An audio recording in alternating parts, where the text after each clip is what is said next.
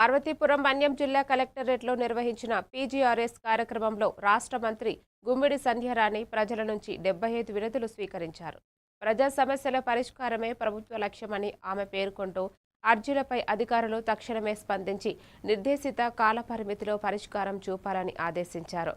భూ వివాదాలు, రెవెన్యూ సమస్యలు సహా వివిధ అంశాలపై వచ్చిన వినతులను సమీక్షించి అవసరమైన చర్యలు తీసుకుంటామని తెలిపారు.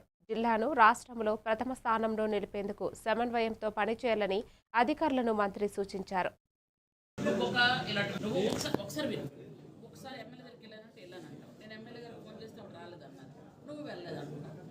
ఏదో ఒకటి క్లారిటీగా చెప్పాలి. నువ్వు ఎవరైనా పంపించారా, నీకు ఎవరైనా నాటకం ఆడమన్నారా, లేకపోతే నీదే భూమి, మీ భూమే నేను ఒప్పుకుంటున్నాను. నీ భూమి అనుకున్నప్పుడు క్లియర్ డైరెక్ట్గా చెప్పడానికి ఏంటి? మరి వాళ్ళ దగ్గరికి ఎవరికి ఇచ్చినా ఏం చేసినా చేయాల్సిందే కలెక్టరే కదా, ఇక్కడ చెయ్యాలి కదా, మరి మాకైనా చెప్పాలి కదా.